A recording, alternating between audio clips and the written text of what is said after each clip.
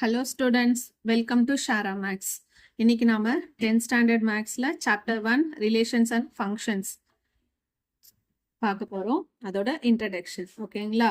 So topic உள்ள போகிறதுக்கு முன்னாடி நம்ம 9th ஸ்டாண்டர்டில் படித்த செட் லாங்குவேஜை பற்றி கொஞ்சம் ரீகால் பண்ணிடலாம். ஸோ செட்டுனா என்னன்னு பார்த்துருப்போம். It is well defined objects, collection of well defined object. So அதே மாதிரி செட்ஸுக்கு யூனியன் கண்டுபிடிப்போம், இன்டர்செக்ஷன் கண்டுபிடிப்போம், காம்ப்ளிமெண்ட் ஆஃப் செட் எல்லாம் கண்டுபிடிச்சிருக்கோம். கரெக்டுங்களா? ஸோ அதே மாதிரி எப்படியெல்லாம் செட்டை ரெப்ரசன்ட் பண்ணலாம் அப்படின்னு பார்த்தோம். ஓகேங்களா? ஸோ இந்த வாட்டி நம்ம 10th ஸ்டாண்டர்டில் என்ன பண்ண போகிறோம் அப்படின்னா, கார்ட்டீசியன் ப்ராடக்ட் புது செட்டு. ஸோ அதோட நேம் என்ன அப்படின்னா Cartesian product. So Cartesian product கண்டுபிடிக்கணும் அப்படின்னா ஃபர்ஸ்ட் நம்ம என்ன பண்ணணும்னா ஆர்டர் பேர்ஸ் கண்டுபிடிக்கணும். அது என்ன ஆர்டர்ஸ் பேர் அப்படின்னா, ஃபார் எக்ஸாம்பிள் சொல்கிறேன்னு பார்த்துக்கோங்களேன். இப்போ உங்களோட கிளாஸ் ரூம் எடுத்துக்கலாம். ஓகேங்களா? ஸோ இதுதான் உங்களோட கிளாஸ் ரூம்னு வச்சுக்கோங்களேன். இது ஃபர்ஸ்ட் ரோ, செகண்ட் ரோ, இது தேர்ட் ரோ, இது ஃபோர்த் ரோன்னு வச்சுக்கிறேன். ரைட்? இப்போ ஃபர்ஸ்ட் ரோவில் ஒரு 4 பர்சன்ஸ் உட்காந்துருக்குங்க. செகண்ட் ரோவில் அதே மாதிரி அகெயின் 4. ஸோ இந்த மாதிரி இப்போ நம்மளோட இப்போ ஸ்டூடெண்ட்டோட பிளேஸு, அவங்களோட சீட்டிங் அலாட்மெண்ட் எங்கே இருக்குது அப்படின்னா, இப்போ நீங்கள் எங்கே உட்காந்துருக்கீங்க அப்படின்னா, நான் செகண்ட் ரோவில் தேர்ட் பர்சனாக உட்காந்துருக்கேன் அப்படின்னு சொன்னீங்கன்னு வச்சுக்கோங்களேன். அப்போ நீங்கள் எங்கே இருக்கீங்க? செகண்ட் ரோவில் தேர்ட் பர்சனாக உட்காந்துட்டு இருக்கீங்க. கரெக்டுங்களா? ஸோ இது உங்களோட சீட்டிங் அலாட்மெண்ட். இப்போ உங்களோட ஃப்ரெண்ட் இருக்காங்கன்னு வச்சுக்கோங்களேன். அவங்க ஃபோர்த் ரோவில் ஃபர்ஸ்ட் பர்சனாக உட்காந்துருக்காங்க. ஸோ அதை எப்படி எழுதலாம்? ஃபோர்த் ரோ ஃபர்ஸ்ட்டு பர்சன் அப்படின்ட்டு. ஸோ இப்போ பார்த்தீங்கன்னா இது ஒரு ஆர்டர் பேர் மாதிரி இருக்குது. பேர்னாவே 2 இல்லைங்களா? ஸோ இதில் ஃபஸ்ட்டு எதை ரெப்ரசன்ட் பண்ணுதுன்னா ரோவை. ஸோ எத்தனை ரோஸ் இருக்குது? 4 ரோஸ் இருக்குது. செகண்ட் ஒன் எதை பிளேஸ் நம்மளுக்கு ரெப்ரசன்ட் பண்ணுது அப்படின்னா, நம்மளோட நீங்கள் எங்கே உட்காந்துட்டு இருக்கீங்க உங்களோட சீட்டிங் அலாட்மெண்ட்டை காமிக்குது. கரெக்டுங்களா? ஸோ இந்த மாதிரி நம்பர்ஸை இந்த மாதிரி நம்ம பேராக எழுதுறதுக்கு பேர் தான் என்னதுன்னா ஆர்டர்டு பேர்ஸ் அப்படின்னு சொல்கிறோம். ஓகேங்களா? இந்த ஆர்டர் பேர்ஸ் எல்லாம் கலெக்ட் பண்ணால் ஒரு செட்டு ஃபார்ம் ஆகும். அந்த செட்டுக்கு பேர் தான் என்னது அப்படின்னா கார்ட்டீசியன் ப்ராடக்ட் அப்படின்னு சொல்கிறோம். சரிங்களா? ஸோ இப்போ கார்ட்டீசியன் ப்ராடக்ட் கண்டுபிடிக்கணும் அப்படின்னா நமக்கு நான் எம்டி 2 செட்ஸ் தேவைப்படும். ஓகேங்களா? ஸோ ஏபி நான் 2 செட் எடுக்கிறேன் அப்படின்னா இது நான் எம்டியாக இருக்கணும். எம்டியாக இருந்தால் நம்மளால் கார்ட்டீசியன் ப்ராடக்ட் கண்டுபிடிக்க முடியாது. ஸோ ஃபார் எக்ஸாம்பிள் இப்போ நான் ஏன்னு எடுத்துக்கிறேன். ஏவோட செட் நான் என்னென்ன எடுக்கிறேன்னா ஏ கம்மா பி கம்மா சி அப்படின்னு எடுக்கிறேன்னு வச்சுக்கோங்களேன். அடுத்தது பின்னு ஒரு செட் எடுத்துக்கிறேன். ஸோ பியோட செட்ஸ் நான் என்ன எடுத்துக்கிறேன்? 1 கம்மா 2 அப்படின்னு எடுத்துக்கிறேன். ரைட்? இப்போ இந்த ஏவையும் பியும் யூஸ் பண்ணி எப்படி கார்ட்டீசியன் ப்ராடக்ட் கண்டுபிடிக்கிறது, எப்படி நம்ம ரெப்ரசன்ட் பண்ணுறது அப்படின்னு பார்த்தோம்னா ஏ கிராஸ் பி அப்படின்னு எழுதலாம். இது எப்படி ரீட் பண்ணலாம் அப்படின்னா ஏ கிராஸ் பி அப்படின்னு ரீட் பண்ணோம். சரிங்களா?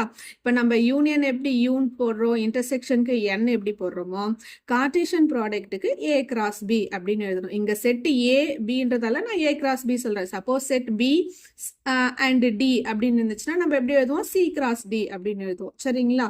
ஸோ இது எப்படி எழுதுறது அப்படின்னா, ஸோ ஏ செட் ஈஸியாக ஃபஸ்ட்டு இதே மாதிரி தான் நம்ம போடணும்னு இல்லை, உங்களுக்கு ஈஸியாக புரியணுன்றதுக்காக நான் இந்த மாதிரி எழுதுறேன். சரிங்களா? ஸோ 1 2. ஸோ ஏல என்னெல்லாம் எலிமெண்ட்ஸ் இருக்குது? ஏபிசின்னு இருக்குது. பியில் என்னெல்லாம் எலிமெண்ட்ஸ் இருக்குது? 1 2ன்னு இருக்குது. ஸோ இப்போ ஆர்டர் பேர் என்னெல்லாம் பாசிபிள் ஆர்டர் இருக்குது சொல்லுங்க பார்க்கலாம். இப்போ ஏ கம்மா 1ன்னு எழுதலாம். கரெக்டுங்களா? ஸோ செட் ப்ராக்கெட் ஓப்பன் பண்ணிடுறேன். ஃபஸ்ட்டு பேர் எப்படி எழுதுறேன்? ஏ கம்மா 1ன்றது ஃபஸ்ட்டு பேர். ஏன்ற எலிமெண்ட் எங்கேருந்து வந்திருக்கு? எனக்கு ஏலேருந்து வந்திருக்கு. 1ன்ற எலிமெண்ட் எங்கேருந்து வந்திருக்கு? செட் பிலேருந்து வந்திருக்கு. சரிங்களா? அடுத்த பேர் எப்படி இருக்கலாம்? ஏ கம்மா 2. கரெக்டுங்களா? ஸோ அடுத்த பேர் எப்படி எழுதலாம்? ஏ கம்மா 2. ஸோ இப்போ எனக்கு 2 பேர் கிடச்சிருக்கு. இதே மாதிரி நான் பி கம்மா 1 பி கம்மா 2ன்னு எழுதலாம். ஸோ அடுத்த பேர் எப்படி எழுதலாம்? B comma 1 B comma 2. So அடுத்த பேர் எப்படி எழுதலாம்? சி கம்மா 1 சி கம்மா 2. ஸோ சி கம்மா 1 சி கம்மா 2. சரிங்களா? ஸோ நான் இவ்வளோ தான் பாசிபிளான பேரு. ஓகேங்களா? ஸோ இப்போ ஏ கிராஸ் பி இதே நான் ஓகே. ஸோ இப்போ கார்ட்டீசியன் ப்ராடக்ட்ன்றது set of all order pair. ஓகேங்களா? ஸோ கார்ட்டீசியன் ப்ராடக்ட் கண்டுபிடிச்சிட்டோம். ரைட்? ஓகேங்களா? ஸோ இப்போ ஏ கிராஸ் இப்போ ஏன்ற செட்டு இப்போ 1 2 எடுக்கிறேன்னு வச்சுக்கோங்களேன். பின்ற செட்டு நான் ஒரு எம்டி செட்டாக எடுக்கிறேன். நல் செட்டை நம்ம எப்படி சொல்லுவோம்? எம்டி செட்டுன்னு சொல்லுவோம். நான் ஆல்ரெடி உங்களுக்கு சொன்னதான். இப்போ நான் ஏ கிராஸ் பி கண்டுபிடிக்கணும்னு வச்சுக்கோங்களேன். ஏவோட ஆர்டர் என்னது? செட் ஏவோட செட்டில் என்ன எலமெண்ட்ஸ் இருக்குது 1,2ன்னு இருக்குது இன்டூ பின்ற செட்டுக்குள்ளே நமக்கு என்ன எலமெண்ட்ஸ் இருக்குது எலமெண்ட்ஸே கிடையாது. ஸோ அப்போ நம்ம இப்போ கார்ட்டீசியன் ப்ராடக்ட் பண்ண முடியுமா? ஏல மட்டும்தான் எலமெண்ட்ஸ் இருக்குது, ஆனால் செட் பியில் எலமெண்ட்ஸே கிடையாது. ஸோ அப்போ நம்ம என்ன பண்ண முடியாது? ஏ கிராஸ் பி நம்மளால் ஃபைன் பண்ண முடியாது. அப்படி ஃபைன் பண்ணாலும் நமக்கு என்ன தான் கிடைக்கும்? எம்டி செட்டு தான் கிடைக்கும். சரிங்களா? ஓகே. அப்புறம் இப்போ A cross B equal to B cross ஏவா, பி கிராஸ் ஏவா அப்படின்னு செக் பண்ணணும். ஓகேவா? ஸோ செக் பண்ணுறேன்னு வச்சுக்கோங்களேன். அகைன் நான் இந்த செட்டை எடுத்துக்கிறேன். இப்போ ஏ கிராஸ் பி நான் கண்டுபிடிச்சிட்டேன், எனக்கு ஒரு ஆர்டர் பேர் கிடச்சிச்சு. கரெக்டுங்களா? இப்போ அகைன் நான் பி கிராஸ் ஏ பண்ணுறேன். பிக்கு அதே எலமெண்ட்ஸ் எடுத்துக்கிறேன், 1,2 எடுத்துக்கிறேன். ஏக்கு என்ன பண்ணுறேன்? அதே எலமெண்ட்ஸ் எடுத்துக்கலாம்.